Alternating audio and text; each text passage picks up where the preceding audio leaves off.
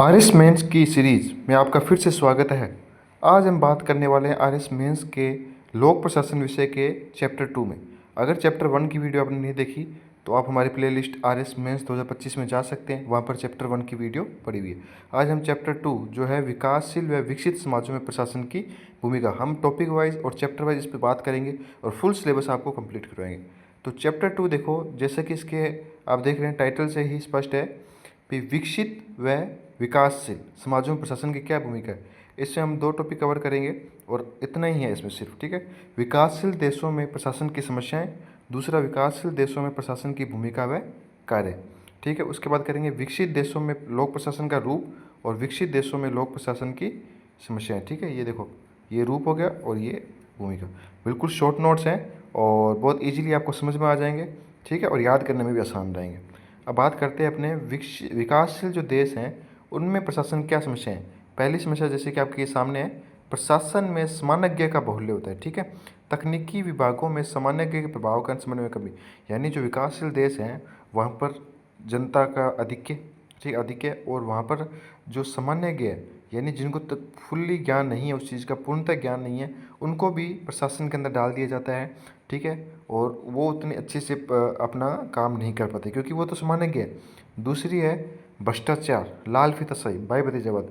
भ्रष्टाचार जैसे कि आपको पता है, कोई भी काम, छोटे से छोटा काम निकलवाने के लिए भी यहाँ पे क्या किया जाता है, भ्रष्टाचार, यानी पैसे दे के अपना काम निकलवा लिया जाता है, ठीक है। उसके बाद में लाल फीताशाही, भाई भतीजा, तो भाई के भतीजावाद का मतलब है कि भाई भाई अपना काम करता है। जैसे किसी के प्रशासन में एक उच्च पद पर उसका भाई है या उसके चाचा मामा काका जो भी है, तो वो अपने ही सगे संबंधियों का काम जल्दी करता है, ठीक है। उसके बाद में बात करते हैं अपने नवाचार, ठीक है। जो प्रशासन है, विकासशील देश है, उसमें नवाचार व पहलपन की क्या है, कमी, यानी उनके नए विचार नहीं है, वो सिर्फ अपनी ड्यूटी को पूर्ण करने की सोचते हैं। राजनीतिक जो कार्यपालिका है उसका काफ़ी दबाव रहता है, जैसे कि आप देखते हैं भाई एमपी एमएलए अंगूठा छाप, लेकिन एक प्रशासनिक कर्मचारी पर अपना रौब जरूरत दिखाते हैं, ठीक है। अगला पॉइंट है नेतृत्व व प्रबंधन की क्षमता का अभाव, ठीक है। क्योंकि विकासशील देश है उतनी ही उनकी जो सोच होती है अच्छे से विकसित नहीं होती, तो हमें हालांकि नेतृत्व की क्षमता काफ़ी सुधार है, लेकिन फिर भी एक समस्या बनी हुई है, ठीक है। उसके अलावा सटीक व निष्पक्ष मूल्यांकन की कमी है, ठीक है। उसके बाद है प्रशासनिक सुधार व बदलाव के प्रति अरुचि है, ठीक है। वो सोचते क्या बदलाव करना, क्योंकि बदलाव करने के पीछे क्रांतिकारी भाव चाहिए। उसके बाद में उसकी भूमिका क्या है, देखो विकासशील देशों में प्रशासन की भूमिका व कार्य क्या है। नीतियों का क्रियान्वयन में निष्पक्षता का प्रयास करना, मानवाधिकारों की सुरक्षा करना, जो भी मानव के अधिकार हैं, स्वयं प्रशासन में सुधार लाना, अर्थव्यवस्था को मजबूती प्रदान करना, आर्थिक नीतियों को लागू करना, राजनेता व्यवस्थापिका को नीति निर्माण में सहायता करना, सामाजिक आर्थिक परिवर्तन का वाहक, विधि के शासन की व्यवस्था करना, जो भी कानून है उसका क्या शासन रहेगी, क्या व्यवस्था रहेगी, कैसे उसको फॉलो करवाया जाएगा, सब योजना बनाना, नागरिकों को सुरक्षा व न्याय प्रदान करना। जैसे कि आप देखते हैं कि हमारा सबसे उच्च पद आरएस है, आरएस के नीचे डीएसपी है, तो वो नागरिकों को सुरक्षा व न्याय प्रदान करते हैं। संकट व आपदा प्रबंधन में रक्षक की भूमिका, जैसे कि आप देखा था अभी कोरोना टाइम में या फिर बाढ़ की समस्या जब आई थी, तो उसमें क्या हुआ था कि मतलब जो एसडीएम था वो भी रात को पहरे दे रहा था। वैदेशिक को समन प्रतिरक्षा को आंतरिक जो भी शांति है वह सुरक्षा बनाए रखना। हालांकि जो इसके पॉइंट है तो आपको बिल्कुल पॉइंट टू पॉइंट समझ भी आ रहा होगा, जैसे शब्द है वैसे चीज़ें, तो आपको याद करने में बहुत आसानी होगी। ध्यान से पढ़िएगा। नीति के कार्यान्वयन में निष्पक्षता का प्रयास, मानवाधिकारों की सुरक्षा करना, स्वयं प्रशासन में सुधार लाना, अर्थव्यवस्था यानी जो भी अर्थव्यवस्था है उस जगह की उसको ज़्यादा से ज़्यादा मजबूती देना, और जो उद्योगपति हैं उनके साथ अपना समन्वय स्थापित करना, ठीक है। आर्थिक नीतियों को लागू करना, ठीक है, जो भी योजना आर्थिक नीतियों की लागू होती है। अब आगे बात करते हैं शासन प्रशासन में जन सहभागिता, लोक सेवा गारंटी एक्ट, जन सुनवाई अधिनियम, सूचना अधिकार अधिनियम, खाद्य सुरक्षा अधिनियम जैसे नवीन जो भी कानून है उनको दक्ष व पेशेवर अंदाज में लागू करने में लोक प्रशासन की महत्वपूर्ण भूमिका, ठीक है। अब बात करते हैं विकसित देशों में लोक प्रशासन का रूप कैसा है।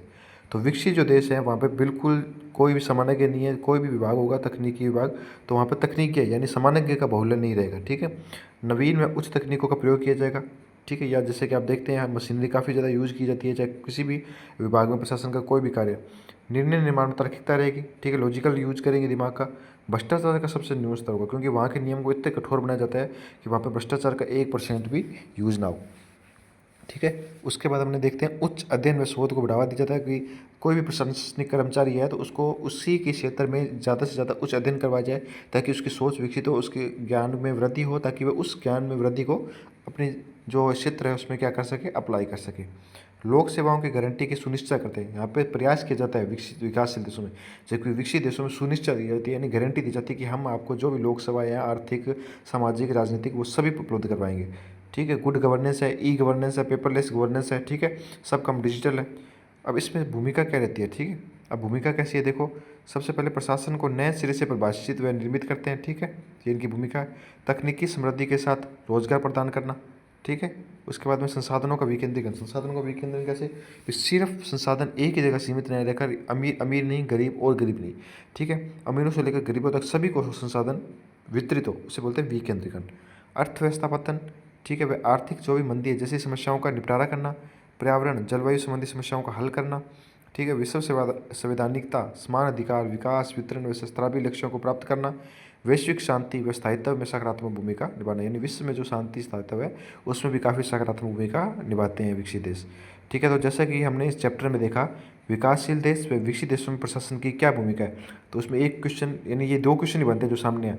भी विकासशील देशों में प्रशासन की समस्याओं व उसकी भूमिका व कार्य का विवेचन कीजिए, बड़े क्वेश्चन बन गया। विकसित देशों में लोक प्रशासन के रूप व उसकी भूमिका का वर्णन कीजिए, तो रूप की ये पॉइंट अपने बना दिए, उनकी भूमिका दिखा दी। जितना ज़्यादा आप डायग्राम यूज करेंगे आरएस मेंस के एग्जाम में, उतना ज़्यादा इफेक्टिव रहेगा, उतने ज़्यादा आप मार्क्स को प्राप्त करेंगे। ठीक है, तो आई होप आपको वीडियो पसंद आई होगी।